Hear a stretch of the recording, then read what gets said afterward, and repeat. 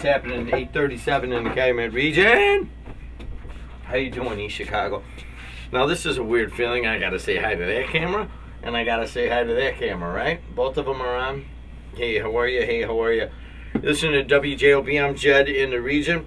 You know what it is. It's a community programming initiative. Put a couple quarters in, more than that, a few very valuable coins into the box on the way in, and we'll talk about your city, your municipality, your charity, whatever it is.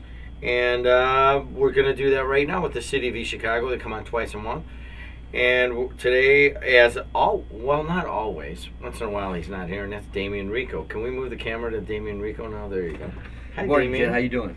I'm doing good. Nice sweatsuit. Yeah, we're on holiday today, so I came down a little bit leisurely. City of East Chicago and a lot of the others. Happy Columbus Day, by the way. Thank you. Awesome, man. Why do we celebrate this day? Do you know? Yeah, Christopher Columbus was a great patriarch. A great Italian-American. Yes, Italian-American. Discovered the country. Some argue about that, but nevertheless, he gets the credit for it. Wasn't it the Vikings that discovered the country? I mean, they were here first. I think it was the and Bears. the Native Americans had Bears. The Bears? It was Native American. They could throw 4 interceptions and still find a continent. Anyways, he's Damian Rico. Damian, I know that we're going to talk about Nazareth and so forth. There's a lot of stuff going on in East Chicago. Right. And just announcing the caucus is on Saturday at 9 a.m. sharp, and that's in East Chicago Central's gym, correct? Yes, correct. And I think, as of talking to the mayor on Friday, anyone can go and watch that. And, we'll see what happens. And by the end of that day, or that morning, hopefully it's the morning and not the afternoon, we should have a new, a mayor or a continuing mayor or whatever. We'll have the mayor for the next 15 months of that term. That would be through the end of next year, correct? Right, correct. Okay, so at East Chicago Central, people will be able to sit up in the top? Yes, they can sit up in the top as far as I know, and we will be there as well. We're very interested, very historical part of East Chicago, to find out who's the next person to take the helm as mayor. It's have you ever sat in the end zones, way in the end zones, like during a big game? No, I haven't. Yeah, you sit way in the end zones, and I'm just going to tell this to people: don't sit in the end zones way up there, because you can't see a good portion of the floor. I don't know how it was designed, but I was sat there once. I think it was Glenn Robinson playing, and that would have been 1990, I think, or 89 okay. or 90, and I didn't realize it. I'm like, we'll get there, and the place was packed, and we had to sit in the top of the end zone, and you can't see the basket in front of you. Okay. Yeah, I never sat on the side there. Yeah, exactly. You never had to sit up there, right? I mean, I sat up there, but I've never sat on that far end. Yeah. The far end is. Everybody sat up in the top, which is a really cool. If you're on one of the, I guess, the lengthwise of the court, there's really not that many places that have a better view. It's unobstructed. You're reasonably close, and even if it's packed, you get to see it. But I remember some of those games, how packed they used to get when Glenn Robinson used to be. Yeah, Glenn Robinson. Amazing. Who was the guy from Central? Oh man, I should know this stuff as a sports guy, but I don't. It's been a lot. So all of the lines will let up. Oh yeah, him. Oh yeah, him. Yeah. Well, hey, I don't remember. So they had some fabulous athletes in East Chicago for a very long time. You have the high school sectionals are coming up in girls soccer and in boys football also, and they did East Chicago Central, and was it Valparaiso? Yeah, Valpo. Who does EC Central have? But I know it's a tough game right off the bat, so we'll see what's going on. I know we played Theo Bowman this weekend. So yes, that was a great game, by the way. He scored a lot of points. A lot of points. Yeah. All right, hey, a lot of good stuff going on in East Chicago. Why don't you tell us about some of it? Well, I'm going to talk about the Nazareth home today, Jed. I wrote in the paper just in my article last Friday about one of the most gratifying parts of my job is working with community organizations. And a community leader that is very humble, and she's not with us today, but she is in prior meetings, is Sister Barbara Cooper from the Nazareth home. And she's been there since, I believe, 1993. And I'm sorry, the Nazareth home started in 93. She's been there about 17 years, pretty close, 16, 17 years from the beginning. And Mr. Leroy Fassett, who's a Nazareth home, volunteers with us.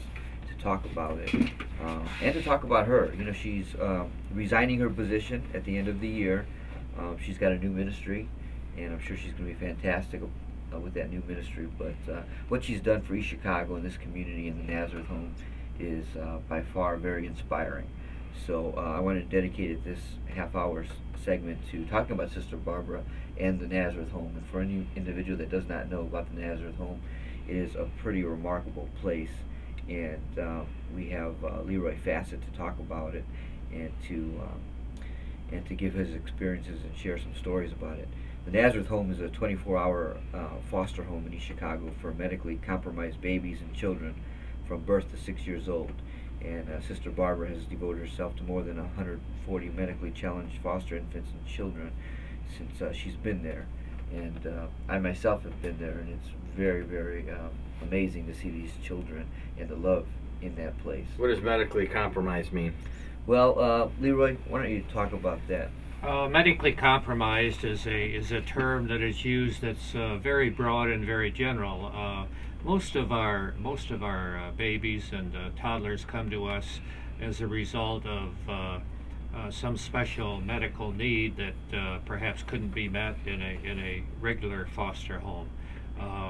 We get babies sometimes straight from the hospital who are either crack babies or HIV babies. We get some toddlers who have been the victims of child abuse, and the authorities, the Department of Child Services has taken them from their homes as a result of that child abuse, and we try to take care of them and give them loving care and help them with their healing. Talking to Damian Rico and Leroy Fassett. Leroy's a volunteer at the Nazareth House, and that's in EC, correct? Yes, East Chicago. Yeah, where I mean, is it okay to say where it is? Oh, we can't give the address out, okay, but we can say it's in the Prairie Park area near the hospital. Okay, it's near the hospital then. And Leroy, how long have you been volunteering over there? About 11 years now. Okay, so you know, I got to tell you, when I hear Nazareth House, I think on the street a lot of people think of a lot of crack babies initially, and you do get a lot of that. We have had some crack babies over the years, yes. What does that mean? That means that the mother is addicted to drugs, and these babies are born addicted. And it means that there's no easing them away from that addiction. So they have to go cold turkey from the time they are born, and most of them don't show those signs of drug addiction once they're beyond 2 or 3 months. During those first 2 or 3 months, it means that they can suffer tremors and various physical aspects, results, because they're addicted to drugs. Born that way. Does it slow their development? I'm not an expert on that. I think that in some cases it does, but not necessarily in all cases. So what's that like, dealing with a 1-month-old baby that's addicted to crack and shaking, and I think they have trouble keeping the food down sometimes, and you know, I guess vomiting and throwing up? They are quite capable at that age of responding to love and care. We have a volunteer group, usually no more than 2 volunteers at a time, who assist 2 staff members on each shift at the home. It's just a small home. We're chartered for only 6 babies at a time. And so we just try to take care of them in any way we can, just the way you would take care of your own baby, love and care, and responding to the needs of the moment. Do the, when you have, I guess there's no other term really, but crack babies, I mean, or a crack baby, which would be the mom had been basically using crack during the pregnancy. So when it comes out, it's not like they can give them a little bit of crack to wean them off or anything. No, there's no weaning whatsoever. So they just have to cope with the results of being born that way, and with good food and loving care and warmth, they eventually get beyond the tremors and the results. So what does that do to you as a volunteer when you're holding some of these babies that have gone through this? They're not even born and they're already addicted to crack. Well, it causes me to want to take good care of them and make sure that society takes good care of babies that are born with this issue. But I mean, like emotionally, I mean, what do you Well, get at? What do you feel? I mean, you got to feel something. Yeah, yes, it's pardon me. It's very difficult to see this happen, but it does touch you deeply, of course, and in my case, it just causes me to be more committed to give my time and efforts to helping. Do you get angry? The anger, of course, would be directed to pregnant mothers who are willing to do this to innocent babies. However, that anger has to be tempered with compassion, because addiction's a pretty powerful force, and if a mother is addicted, you can't expect her to overcome that addiction because she's pregnant. It's one of those phenomena that go on in our society. One would hope that the mothers would seek greater assistance to rid themselves of the addiction, especially as soon as they discover they're pregnant. One would hope there would be no crack addiction. Yeah, one would in hope. Society. Damien, Right, you've yeah. been over there and you've seen this. Yeah, Sister Barbara has been amazing. You know, I remember one time she told me that special children need special care, and I believe that's wholeheartedly true. I was there, I want to say about 4 or 5 years ago when I was first introduced to the Nazareth home, and there was a baby, I'm going to call him Baby Anthony, and he had cerebral palsy, and you know, it was very difficult, heart-wrenching to watch this child who was probably about 4 years old at the time, and he was hunched over, and you could tell that he was medically compromised and in a bad situation. And my first instinct was to feel sorrow and pain, but after I saw the volunteers and Sister Barbara work with them, I thought to myself, this is pretty amazing, because this young man is full of love, and he was giving love back, and he was talking to them in his way of talking and interacting with them. And I thought it was very inspiring to see that these individuals, they showed this kind of special compassion and love to this child. And I remember Sister Barbara telling me a few years later that he was adopted. Anthony was one of our most severely medically compromised children that we've ever had, and you described that well. There is no medically compromised child that ever received more love than Anthony did during the first 3 or 4 years of his life.